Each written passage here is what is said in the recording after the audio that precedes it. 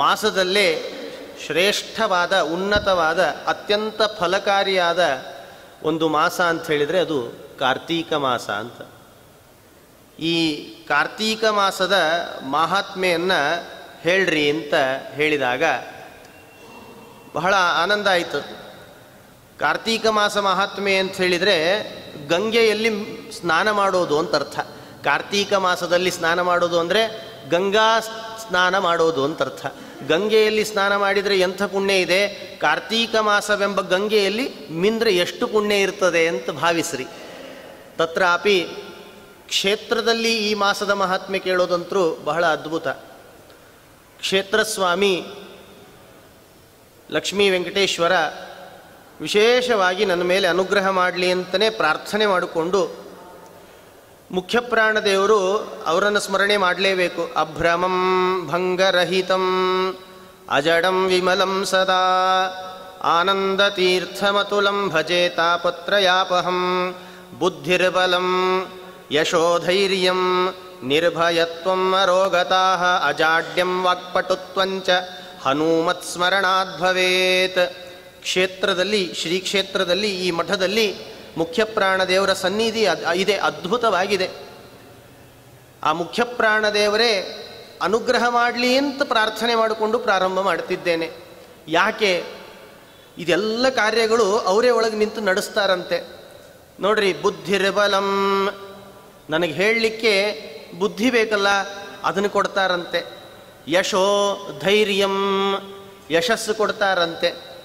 ಕೀರ್ತಿಯನ್ನು ತಂದು ಕೊಡ್ತಾರಂತೆ. ಯಶೋ ಧೈರ್ಯಂ, ಬಂದು ಈ ಸ್ಥಳದಲ್ಲಿ ಕೂಡೋದು ಅಂತ ಹೇಳಿದರೆ ಬಹಳ ಕಷ್ಟದ ಕೆಲಸ ಅದು. ಯಾಕೆ ಅಂತ ಹೇಳಿದ್ರೆ ದೊಡ್ಡ ದೊಡ್ಡ ವಿದ್ವಾಂಸರೆಲ್ಲ ಈ ಸ್ಥಾನದಲ್ಲಿ ಇದು ಕೂತುಕೊಂಡಿದ್ದಾರೆ. ಇದು ಸಾಮಾನ್ಯ ಪೀಠವಲ್ಲ, ಇದು ವೇದವ್ಯಾಸ ದೇವರ ಪೀಠ. ಅದರಲ್ಲಿ ಕೂಡೋದು ಅಂತ ಹೇಳಿದರೆ ಧೈರ್ಯ ಬೇಕಾಗ್ತದೆ. ಯಶೋ ಧೈರ್ಯಂ ನಿರ್ಭಯತ್ವಂ ಅರೋಗತಾಃ, ಧೈರ್ಯವನ್ನೂ ಕೊಡ್ತಾರೆ, ಭಯ ಇಲ್ಲದೆ ಇರುವ ಹಾಗೂ ಮಾಡ್ತಾರೆ. ಅರೋಗತಾಃ, ಬಂದು ನಾವೇನಾದರೂ ಆಸನಾರೂಢರಾಗಿ ಕೆಮ್ಮತಾ ಕೂತ್ಕೊಂಡು ಬಿಟ್ರೆ ಏನು ತಾನೇ ಹೇಳಲಿಕ್ಕೆ ಸಾಧ್ಯ? ಕೆಮ್ತಾ ಕೂತ್ಕೊಂಡು ಬಿಟ್ರೆ ಅರೋಗತಾಃ, ಅಂತಹ ಮುಖ್ಯಪ್ರಾಣದೇವರ ಸ್ಮರಣೆ ಮಾಡೋದರಿಂದ ರೋಗದಿಂದಲೂ ಮುಕ್ತ ಮಾಡ್ತಾರಂತೆ. ಬುದ್ಧಿರ್ಬಲಂ ಯಶೋಧೈರ್ಯಂ ನಿರ್ಭಯತ್ವಂ ಅರೋಗತಾಃ. ಇನ್ನೇನು ಹೋಗಲಾಡಿಸ್ತಾರೆ ನಮ್ಮನ್ನು. ಅಜಾಡ್ಯಂ, ಪುರಾಣದಲ್ಲಿ ಏನಾದರೂ ನಿದ್ದೆ ಬಂತು ಅಂತ ಆದರೆ ಏನು ತಾನೇ ಮಾಡ್ಲಿಕ್ಕೆ ಸಾಧ್ಯ? ಅದನ್ನು ಹೋಗಿಸ್ತಾರೆ. ಅಜಾಡ್ಯಂ, ಜಾಡ್ಯವನ್ನು ತೊಲಗಿಸ್ತಾರಂತ ಮುಖ್ಯಪ್ರಾಣದೇವರು. ಅಜಾಡ್ಯಂ. ಇನ್ನೊಂದು ನೋಡ್ರಿ, ಇದು ಅದ್ಭುತವಾದ ಕಾರ್ಯ, ಇದು ಎಲ್ಲರಿಗೂ ಬೇಕಾಗುವ ಕಾರ್ಯ. ವಾಕ್ಪಟುತ್ವಂಚ, ವಾಕ್ಪಟುತ್ವ. ನಾನಿವತ್ತು 4 ಶಬ್ದ ಹೇಳ್ತೇನೆ ಅಂತ ಆದರೆ ಮುಖ್ಯಪ್ರಾಣದೇವರ ಅನುಗ್ರಹದಿಂದ ಹೇಳ್ತೇನೆ ಅಂತ ಸ್ಮರಣೆ ಇರಬೇಕು. ಹಾಗಾದರೆ ಇಷ್ಟು ಕೊಡುವ ಮುಖ್ಯಪ್ರಾಣದೇವರ ಸನ್ನಿಧಿ ಇಲ್ಲಿದೆ. ಅವರಿಗೆ ಮೊದಲು ಪ್ರಾರ್ಥನೆ ಮಾಡಿಕೊಂಡು ನಂತರದಲ್ಲಿ ಲಕ್ಷ್ಮೀದೇವಿ, ಅವಳಂತರೂ ವಿಶೇಷವಾಗಿ ಶರೀರದ ಎಲ್ಲ ಚೇತನಕ್ಕೆ ಭಗವಂತನ ದೃಷ್ಟಿಗೋಸ್ಕರ, ಭಗವಂತನ ಮೇಲೆ ಭಕ್ತಿ ಮಾಡೋದಕ್ಕೋಸ್ಕರ ವಿಶೇಷ ಕೃಪಾಪಾತ್ರಳು ಅಂತ ಹೇಳಿದರೆ ಅದು ಲಕ್ಷ್ಮೀದೇವಿ. ಆ ಲಕ್ಷ್ಮೀದೇವಿಯು ಕೂಡ ನಮಗೆ ಅನುಗ್ರಹ ಮಾಡಲಿ ಅಂತ ಪ್ರಾರ್ಥನಿಸಿ, ಇನ್ನು ಲಕ್ಷ್ಮೀ ವೆಂಕಟೇಶ್ವರ ಶ್ರೀಯಕಾಂತಾಯ ಕಲ್ಯಾಣ ನಿಧಯೇ ನಿಧಯೇರ್ಥಿನಾಂ ಶ್ರೀ ವೆಂಕಟ ನಿವಾಸಾಯ ಶ್ರೀನಿವಾಸಾಯ ಮಂಗಲಂ. ಇನ್ನೊಂದು ಹೇಳ್ತಾರೆ ಆ ಶ್ರೀನಿವಾಸ ಕಲ್ಯಾಣದಲ್ಲಿ ಹೇಳುವಾಗಲೇ, ಕೃತೆ ವೃಷಾದ್ರಿಂ ವಕ್ಷಂತಿ ತ್ರೇತಾಯಾಮಂಜನಾಚಲಂ ದ್ವಾಪರೇ ಶೇಷಶೈಲೇತಿ ಕಲೌ ಶ್ರೀ ವೆಂಕಟಾಚಲಂ. ಶ್ರೀನಿವಾಸನ ಸನ್ನಿಧಿ ಎಲ್ಲಿರ್ತದೋ ಅದು ವೆಂಕಟಾಚಲ ಆಯಿತು ಅಂತರ್ಥ. ಈ ಕ್ಷೇತ್ರದಲ್ಲಿ ವೆಂಕಟಾಚಲ ಅಂತ ಈ ಹೆಸರು ಕೊಡಲಿಕ್ಕಾಗ್ತದೆ. ಶ್ರೀನಿವಾಸನ ಸನ್ನಿಧಾನ ಇದೆ. ಕಲೌ ಶ್ರೀ ವೆಂಕಟಾಚಲಂ.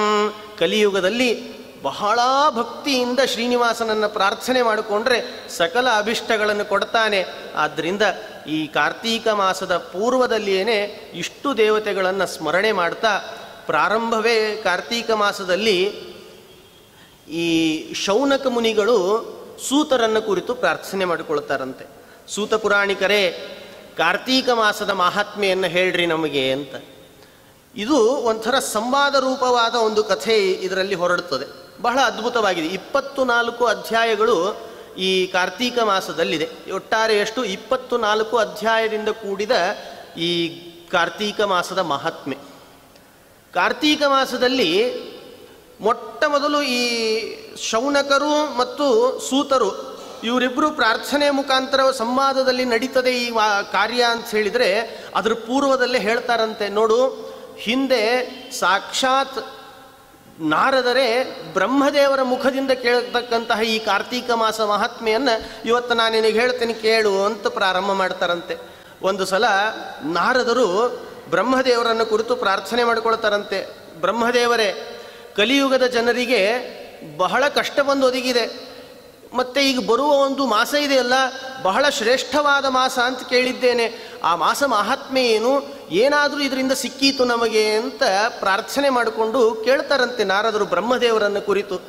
ಇದು ಬ್ರಹ್ಮನಾರದ ಸಂವಾದ ಮುಖಾಂತರವಾದ ಕಾರ್ತೀಕ ಮಾಸ ಮಹಾತ್ಮೆ ಅಂತ ತಗೊಳ್ತಾರೆ ಇಲ್ಲಿ. ಈ ಕಾರ್ತೀಕ ಮಾಸದಲ್ಲಿ ಮೊಟ್ಟ ಮೊದಲು ಅದಕ್ಕೆ ಶ್ಲೋಕ ಹೇಳ್ತದೆ, ಸೂತನಃ ಕಥಿತಂ ಪುಣ್ಯಂ ಮಾಹಾತ್ಮ್ಯಂ ಮಾಧವಸ್ಯ ಚ ಭೂಯೋನ್ಯಶ್ರೋತುಮಿಚ್ಛಾಮಃ ಕಾರ್ತೀಕಸ್ಯ ವೈಭವಂ ಅಂತ ಹೇಳ್ತಾ ಹೊರಡ್ತಾರೆ. ಕಾರ್ತೀಕದ ಮಹಾತ್ಮೆಯನ್ನು ಈ ಬ್ರಹ್ಮದೇವರು ನಾರದರನ್ನು ಕುರಿತು ಹೇಳ್ತಕ್ಕಂತಹ ವಾಕ್ಯಗಳನ್ನೆಲ್ಲ ಇಲ್ಲಿ ಸಂಗ್ರಹಣೆ ಮಾಡ್ತಾರೆ. ಮೊಟ್ಟ ಮೊದಲು ನಾರದರು ಭವದ್ಭಿಃ ಯದಹಂ ಪೃಷ್ಟೋ ತದೇವ ಪೃಷ್ಟವಾನ್ ಮುನಿಃ ನಾರದೋ ಬ್ರಹ್ಮ ಪ್ರಸ್ತು ಬ್ರಹ್ಮಾಣಂ ತು ಜಗದ್ಗುರುಂ. ಬ್ರಹ್ಮದೇವರನ್ನು ಕುರಿತು ನಾರದರು ಪ್ರಶ್ನೆ ಮಾಡಲಿಕ್ಕೆ ಪ್ರಾರಂಭ ಮಾಡಿದರೆ, ಬ್ರಹ್ಮದೇವರೇ, ಅನೇಕ ಪುರಾಣಗಳನ್ನೆಲ್ಲ ಕೇಳ್ತಾ ಬಂದೆ ನಿಮ್ಮ ಮುಖದಿಂದ, ಎಷ್ಟೆಷ್ಟು ಪುರಾಣಗಳನ್ನು ನಾನು ಶ್ರವಣ ಮಾಡಿದೆ, ಅನೇಕ ಪುರಾಣಗಳನ್ನೆಲ್ಲ ಅನೇಕ ಭಗವಂತಪರವಾದ ವಿಷಯಗಳನ್ನೆಲ್ಲ ಶ್ರವಣ ಮಾಡ್ತಾ ಬಂದಿದ್ದೇನೆ. ಇದು ಒಂದು ನನಗೆ ಹೇಳಬೇಕಾಗಿದೆ, ಇದನ್ನು ನಾನು ಕೇಳಿಲ್ಲ, ಶ್ರವಣ ಮಾಡಿಲ್ಲ, ಆದ್ದರಿಂದ ನಿಮ್ಮ ಮುಖದಿಂದಲೇ ಕೇಳಬೇಕು ಅಂತ ಭಾಳ ಇಚ್ಛೆ ಇದೆ. ನಾನು ನಿಮ್ಮ ಹತ್ರ ಪ್ರಾರ್ಥನೆ ಮಾಡಿಕೊಳ್ಳುತ್ತಿದ್ದೇನೆ. ಆ ಪ್ರಾರ್ಥನೆಯೇ ಒಂದು 5-6 ಶ್ಲೋಕಗಳಲ್ಲಿ ಹೇಳಲಿಕ್ಕೆ ಹೊರಡ್ತಾರೆ ನಾರದರು. ಏನದು? ಭಗವಂತಸ್ತದಾದೋಸ್ಮಿ ಭಕ್ತೋಸ್ಮಿ ಚತುರಾನನ ವೈಷ್ಣವಂ ಬ್ರೂಹಿ ಮೇ ಧರ್ಮಂ ಸರ್ವ ಪಾಪ ವಿನಾಶನಂ ಸರ್ವೇಷಾಮೇವ ಮಾಸಾನಾಂ ಮಾಹಾತ್ಮ್ಯಂ. ನೋಡ್ರಿ ಬ್ರಹ್ಮದೇವರೇ, ಅನೇಕ ಮಾಸಗಳಿವೆ, ಅನೇಕ ಮಾಸಗಳಲ್ಲಿ ಶ್ರೇಷ್ಠವಾದದ್ದೊಂದು ಮಾಸ ಇದೆ ಅಂತೆ, ಅದೇ ಅಧಿಕ ಮಾಸ. ಅದು ಕಾರ್ತೀಕ ಮಾಸ. ಆ ಮಾಸದ ಮಹಾತ್ಮೆಯನ್ನು ಹೇಳಿಕೊಡ್ರಿ ನನಗೆ. ಹಾಗೆ ನಮ್ಮ ವೈಷ್ಣವರಿಗೆ ವಿಶೇಷವಾಗಿ, ಎಲ್ಲರಿಗೂ ಬರ್ತದೆ, ವಿಶೇಷವಾಗಿ ನಿಮ್ಮ ಭಕ್ತರು, ಭಗವದ್ಭಕ್ತರು, ಶ್ರೀ ವಿಷ್ಣುವಿನ ಭಕ್ತರು ಅಂತ ಯಾರ್ಯಾರಿದ್ದಾರಲ್ಲ ಅವರಿಗೆಲ್ಲ ಕೃಪೆ ತೋರಿ ಈ ಮಾಸದ ಮಹಾತ್ಮೆ ಹೇಳ್ರಿ ನೀವು ಅಂತ ಕೇಳಲಿಕ್ಕೆ ಪ್ರಾರಂಭ ಮಾಡ್ತಾರಂತೆ. ಏನೇನೋ ಅದೊಂದು ಪಟ್ಟಿನೇ ಮಾಡ್ತಾರೆ ನಾರದರು. ಏನೇನು ಕೇಳ್ತಾರೆ ಅಂತ ಹೇಳಿದರೆ ಅದಕ್ಕೆ ಹೇಳಲಿಕ್ಕೆ ಹೊರಟರು. ಆದೌ ಸ್ನಾನಸ್ಯ ಮಾಹಾತ್ಮ್ಯಂ, ಆದಿಯಲ್ಲಿ ಸ್ನಾನದ ಮಹಾತ್ಮೆಯನ್ನು ಕೇಳ್ತಾರಂತೆ. ಪ್ರಾತರಾರಭ್ಯ ಯತ್ ಕಾರ್ಯಂ ತತ್ವರ್ಕಂ ವದ ಸೌರತ. ನೋಡಿ ಬ್ರಹ್ಮದೇವರೇ, ಆದೌ ಪ್ರಾತರಾರಭ್ಯ ಯತ್ ಕಾರ್ಯಂ, ಬೆಳಗ್ಗೆ ಎದ್ದು ಕೂಡಲೇ ಏನು ಕೆಲಸ ಪ್ರಾರಂಭ ಮಾಡಬೇಕು ಈ ಕಾರ್ತೀಕ ಮಾಸದಲ್ಲಿ ಅಂತ ಪ್ರಾರಂಭ ಮಾಡ್ತಾರಂತೆ. ಬ್ರಹ್ಮದೇವರೇ, ಒಂದು ದೊಡ್ಡದಾದ ಪಟ್ಟಿಯೇ ಇದೆ ನನ್ನ ಹತ್ರ, ಅದನ್ನೆಲ್ಲ ಕೇಳ್ತೀನಿ, ಕೃಪೆಯಿಂದ ಅನುಗ್ರಹ ಮಾಡಿರಿ ನೀವು ಅಂತ ಕೇಳಿ ಪ್ರಾರಂಭ ಮಾಡಿದ್ರಂತೆ ನಾರದರು ಬ್ರಹ್ಮದೇವರನ್ನು ಕುರಿತು. ಬ್ರಹ್ಮದೇವರೇ, ಪ್ರಾತರಾರಭ್ಯ ಯತ್ ಕಾರ್ಯಂ, ಬೆಳಗ್ಗೆಯಿಂದ ಪ್ರಾರಂಭ ಮಾಡಿ ರಾತ್ರಿವರೆಗೆ ಮಾಡಬೇಕಾದ ಕರ್ತವ್ಯಗಳು ಏನು ನಾನು ಅಂತ ಮೊದಲೇ ಪ್ರಶ್ನೆ ಮಾಡ್ತಾರಂತೆ. ಬೆಳಗ್ಗೆ ಕಣ್ಣು ತೆಗೆದಾಗಿಂದ ಹಿಡಿದು ರಾತ್ರಿ ಕಣ್ಣು ಮುಚ್ಚುವವರೆಗೆ ನಾ ಮಾಡಬೇಕಾದ ಕರ್ತವ್ಯ ಏನು ಅಂತ ಮೊದಲೇ ಪ್ರಶ್ನೆ ಮಾಡ್ತಾರಂತೆ.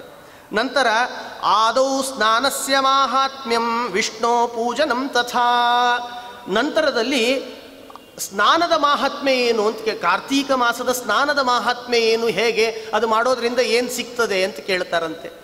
ಸ್ನಾನ ಆದಮೇಲೆ ಮಾಡೋದೇನು ಹಾಗಾದರೆ?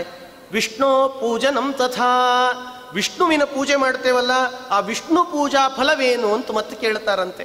ಇನ್ನೊಂದು ದೀಪದಾನಸ್ಯ ಮಾಹಾತ್ಮ್ಯಂ ವ್ರತಾನಿ ನಿಯಮಾಂಸ್ತಥಾ, ಈ ವ್ರತದ ನಿಯಮಗಳನ್ನೆಲ್ಲ ಹೇಳು ನನಗೆ, ಕಾರ್ತೀಕ ಮಾಸದ ವ್ರತದ ನಿಯಮಗಳು ಅಂತ ಏನೇನಿದೆಯಲ್ಲ ಅದನ್ನೆಲ್ಲ ವಿವರಿಸು ನನಗೆ ಅಂತ ಕೇಳ್ಕೊಳ್ತಾರಂತೆ. ಅದಕ್ಕಿಂತ ಮೊದಲದಲ್ಲೇ ದೀಪದಾನಸ್ಯ ಮಾಹಾತ್ಮ್ಯಂ, ಈ ಕಾರ್ತೀಕ ಮಾಸದಲ್ಲಿ ಆಗುವಾಗ ದೀಪದಾನ ಮಾಡ್ತಾರಲ್ಲ ನಾನೆಲ್ಲ ನೋಡ್ತಿದ್ದೇನೆ, ಆ ದೀಪದಾನದ ಮಹತ್ವ ಏನು ಅಂತ ಕೇಳ್ತಾರಂತೆ. ಗೋಪಿ ಚಂದನ ಮಾಹಾತ್ಮ್ಯಂ ತುಲಸ್ಯಾಸ್ತಥಾವಿಧಂ, ಗೋಪಿಚಂದನ ಧಾರಣೆ ಮಾಡಿಕೊಳ್ತೇವಲ್ಲ ನಾವೆಲ್ಲ, ಆ ಗೋಪಿಚಂದನ ಧಾರಣದ ಫಲ ಏನು ಅಂತ ಕೇಳ್ತಾರಂತೆ. ಎಲ್ಲ ಗೊತ್ತಿದೆ ನಾರದರಿಗೆ, ನಮಗೆ ಗೊತ್ತಾಗ್ಲಿ ಕಲಿಯುಗದ ಜನರಿಗೆ ಅಂತ ನಾರದರು ನಮ್ಮ ಪರವಾಗಿ ಬ್ರಹ್ಮದೇವರನ್ನು ಕುರಿತು ಪ್ರಾರ್ಥನೆ ಮಾಡಿಕೊಂಡ್ರಂತೆ. ಬ್ರಹ್ಮದೇವರೇ ನನಗೋಸ್ಕರ ಹೇಳಬೇಕು ನೀವು ಅಂತ ನಾರದರು ಕೇಳಿಕೊಂಡ್ರೆ ಮುಂದೆ ಬ್ರಹ್ಮದೇವರೇ ಹೇಳ್ತಾರಂತೆ, ನಾರದ ನಿನಗಷ್ಟೇ ಅಲ್ಲ ಜಗತ್ ಕಲ್ಯಾಣ ಆಗಲಿ ಅಂತ ಕೇಳ್ತಿದ್ದಿ ನೀನು ಅಂತ ಅನ್ಕೊಂಡ್ರಂತ. ಅವಾಗಲೇನೆ ನಾರದರು ಕೇಳ್ತಾ ಹೊರಟರು, ಗೋಪಿ ಚಂದನ ಮಾಹಾತ್ಮ್ಯಂ, ಶರೀರಕ್ಕೆ ಅಂತ ಗೋಪಿ ಚಂದನ ಧಾರಣೆ ಮಾಡ್ತೇವಲ್ಲ ಅದರ ಫಲ ಏನು ಬ್ರಹ್ಮದೇವರೇ ಅಂತ ಕೇಳ್ತಾರಂತೆ. ಮುಂದೆ ತುಳಸ್ಯಾಶ್ಚ ತಥಾವಿಧಂ, ತುಳಸಿ ಪೂಜೆ ಮಾಡ್ತೇವಲ್ಲ, ತುಳಸಿಗೆ ಪ್ರದಕ್ಷಿಣೆ ಹಾಕ್ತೇವಲ್ಲ ಅದರ ಫಲ ಏನು, ಅದರ ಮಹತ್ವ ಏನು ಬ್ರಹ್ಮದೇವರೇ ಅಂತ ಕೇಳ್ತಾರಂತೆ. ಪ್ರಬೋಧಿನ್ಯಾಶ್ಚ ಮಾಹಾತ್ಮ್ಯಂ ಜಾಗರಸ್ಯ ಚ ಲಕ್ಷಣಂ, ಪ್ರಬೋಧಿನಿ ಅಂತ ನಾವು ಮಾಸದಲ್ಲಿ ಪ್ರಮೋದಿನಿ ಅಂತ ಒಂದು ವ್ರತ ಆಚರಣೆ ಮಾಡ್ತೇವೆ ಈ ಮಾಸದಲ್ಲಿ, ಆ ಪೂಜೆ ಅಂದರೆ ಏನು, ಆ ಪೂಜೆಯ ಫಲ ಏನು ಅಂತ ಕೇಳ್ತಾರಂತೆ. ಇನ್ನು ಜಾಗರಣಸ್ಯ, ಭಗವಂತನ ಮಂದಿರದಲ್ಲಿ ಕೂತುಕೊಂಡು ಸ್ತೋತ್ರ ಪಾರಾಯಣಾದಿಗಳನ್ನು, ಅಷ್ಟೇನಾ ಅಂತ ಕೇಳಿದರೆ ಭಜನೆಗಳನ್ನು, ಇಷ್ಟೆಲ್ಲ ದಾಸರ ಪದಗಳನ್ನು ಹೇಳಿ ಹೇಳಿ ಕೊಂಡಾಡ್ತೇವಲ್ಲ ಭಗವಂತನನ್ನು, ಅದರ ಫಲ ಏನು ಅಂತ ಕೇಳ್ತಾರಂತೆ. ಹಾಗಾದರೆ ಪ್ರಬೋಧಿನ್ಯಾಶ್ಚ ಮಾಹಾತ್ಮ್ಯಂ ಜಾಗರಸ್ಯ ಚ ಲಕ್ಷಣಂ ಮುದ್ರಾಧಾರಣ ಮಾಹಾತ್ಮ್ಯಂ ವಿಷ್ಣು ಪೂಜಾ ಫಲಂ ತಥಾ. ಬ್ರಹ್ಮದೇವರೇ ಗೋಪಿ ಚಂದನ ಧಾರಣೆ ಮಾಡೋದ್ರಿಂದ ಏನು ಫಲ ಅಂತ ಆವಾಗ ಕೇಳಿದ್ದೆ. ಈಗ ಮತ್ತೊಂದು ಪ್ರಶ್ನೆ ಕೇಳ್ತೀನಿ. ಮುದ್ರಾಧಾರಣ ಮಾಹಾತ್ಮ್ಯಂ, ಮುದ್ರೆ ಪಂಚಮುದ್ರೆಗಳನ್ನೆಲ್ಲ ಧರಿಸ್ತೇನಲ್ಲ ಅದರ ಮಹತ್ವ ಏನು ಬ್ರಹ್ಮದೇವರೇ? ಎಲ್ಲ ಗೊತ್ತಿದೆ, ನಾರದರಿಗೆ ಗೊತ್ತಿಲ್ವೇನು? ಆದರೂ ಕೇಳ್ತಿದ್ದಾರೆ ಅಂತಂದರೆ ಕಲಿಯುಗದ ಜನರಿಗೆ, ಭೂಲೋಕದ ಜನರಿಗೆ ಈ ವಿಷಯ ಗೊತ್ತಾಗಲಿ, ಸಂವಾದ ರೂಪವಾದ ಕಥೆ ನಡೆದಿದೆ ಇಲ್ಲಿ ಅಂತ ಅದನ್ನೇ ಹೇಳ್ತಾ ಇದ್ದೇನೆ ನಿಮಗೆ. ಹಾಗಾದರೆ ನಾರದರು ಕೇಳ್ತಾ ಕೇಳ್ತಾ ಕೇಳ್ತಾ ನಾವು ಕೇಳೋ ಪ್ರಶ್ನೆನೇ ನಾರದರು ನಮ್ಮ ಮನಸ್ಸನ್ನು ಅರ್ಥ ಮಾಡಿಕೊಂಡು ಬ್ರಹ್ಮದೇವರಿಗೆ ನಮಗೆ ಕೇಳಲಿಕ್ಕೆ ಸಾಧ್ಯ ಇಲ್ಲ. ಅದಕ್ಕೆ ನಾರದರೇ ಒಂದು ಉಪಾಯ ಮಾಡಿದ್ರಂತೆ. ನಾನೇ ಬ್ರಹ್ಮದೇವರನ್ನು ಕುರಿತು ಉಪಾಯ ಮಾಡಿ ಅದು ಸಂವಾದ ರೂಪದಲ್ಲಿ ಆ ಕಥೆಯನ್ನು ತರ್ತೇನೆ, ಅದೆಲ್ಲ ಸದ್ಭಕ್ತರಿಗೆ ಬಂದು ವಿನಿಯೋಗ ಆಗಲಿ ಅಂತ ಮೊದಲೇ ಪ್ರಾರ್ಥನೆ ಮಾಡಿಕೊಂಡು ಮುದ್ರಾಧಾರಣ ಮಾಹಾತ್ಮ್ಯಂ ವಿಷ್ಣು ಪೂಜಾ ಫಲಂ ತಥಾ, ವಿಷ್ಣುವಿನ ಪೂಜೆಯ ಫಲ ಏನು ಅಂತ ಕೇಳಿಕೊಂಡು ಸಾಲಿಗ್ರಾಮಸ್ಯ ಮಾಹಾತ್ಮ್ಯಂ, ಸಾಲಿಗ್ರಾಮ ಪೂಜೆ ಮಾಡ್ತೀವಿ ಪ್ರತಿನಿತ್ಯ, ಅದರ ಮಹತ್ವ ಏನು ಅಂತ ಕೇಳ್ತಾರಂತೆ. ಸಾಲಿಗ್ರಾಮಸ್ಯ ಮಾಹಾತ್ಮ್ಯಂ ಪುರಾಣ ಪಠನಸ್ಯ ಚ, ಈಗೆಲ್ಲ ಪುರಾಣಗಳನ್ನು ಕೇಳ್ತಾ ಕೂತಿದ್ದೀರಲ್ಲ ಇದಕ್ಕೆ ಫಲ ಏನು ಅಂತ ಕೇಳಿದ್ರಂತೆ. ನೋಡ್ರಿ ಎಷ್ಟು ಪರಿಪರಿಯಾಗಿದೆ. ಪ್ರತಿನಿತ್ಯ ಮಾಡುವ ಕರ್ತವ್ಯಗಳ ಫಲ ಏನು ಅಂತ ಕೇಳಲಿಕ್ಕೆ ಹೊರಟರು ನಾರದರು. ನಾವು ಪ್ರತಿನಿತ್ಯ ಮಾಡ್ತೇವೆ, ಸ್ನಾನ ಮಾಡ್ತೇವೆ, ಗೋಪಿ ಚಂದನ ಧಾರಣೆ ಮಾಡ್ತೇವೆ, ಪಂಚಮುದ್ರಾ ಧಾರಣೆ ಮಾಡ್ತೇವೆ, ವ್ರತಗಳನ್ನೆಲ್ಲ ಮಾಡ್ತೇವೆ, ಅಷ್ಟೇನಾ ಸಾಲಿಗ್ರಾಮಗಳನ್ನು ಮುಟ್ಟಿ ಪೂಜೆ ಮಾಡ್ತೇವೆ. ಆ ಮುಟ್ಟಿ ಪೂಜೆ ಮಾಡುವ ಫಲ ಏನು? ಸಾಲಿಗ್ರಾಮಸ್ಯ ಮಾಹಾತ್ಮ್ಯಂ ಪುರಾಣ ಪಠನಸ್ಯ ಚ ಗೀತಾ ಪಾಠನ ಮಾಹಾತ್ಮ್ಯಂ, ಗೀತೆಯನ್ನು ಪಾಠನ ಮಾಹಾತ್ಮ್ಯಂ ಅಂದರೆ ಪಾಠ ಕೇಳೋದು ಆಗ್ತದೆ, ಗೀತೆಯನ್ನು ಪಾರಾಯಣ ಮಾಡೋದು ಆಗ್ತದೆ. ಹಾಗಾದರೆ ಗೀತಾ ಪಾಠನ ಮಾಹಾತ್ಮ್ಯಂ, ಗೀತೆಯ ಶ್ರವಣ ಮಾಡೋದಾಗಲಿ ಪಾಠ ಮಾಡೋದಾಗಲಿ ಕೇಳಿ ಅದನ್ನು ಪಾರಾಯಣ ಮಾಡೋದಾಗಲಿ ಅದರ ಫಲ ಏನು ಬ್ರಹ್ಮದೇವರೇ? ತೀರ್ಥಯಾತ್ರಾ ಫಲಂ ತಥಾ ಅಂತಂದ್ರಂತೆ. ಎಲ್ಲ ಜೋಡಿಸ್ಕೊಂಡು ಬಿಟ್ರು.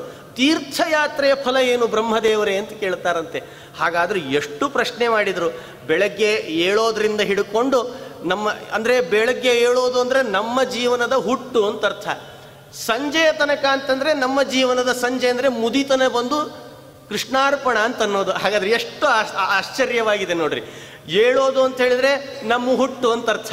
ನಮ್ಮ ಹುಟ್ಟಿನಿಂದ ನಾವೇನು ಮಾಡಬೇಕು? ಪ್ರಾತರಾರಭ್ಯ ಯತ್ ಕಾರ್ಯಂ, ಹುಟ್ಟಿನಿಂದ ಪ್ರಾರಂಭ ಮಾಡಿ ಮುಪ್ಪಿನ ಕೊನೆಯವರೆಗೂ ನಾವೇನು ಮಾಡಬೇಕು ಅಂತ ಕೇಳಿದರೆ ಅದನ್ನು ಹೀಗೆ ಕೇಳ್ತಾರೆ ನಾರದರು. ಚಮತ್ಕಾರ ಮಾಡಿ ಕೇಳ್ತಾರಂತೆ. ಬ್ರಹ್ಮದೇವರೇ ಅಷ್ಟೆಲ್ಲ ಏನು ಹೇಳೋದು?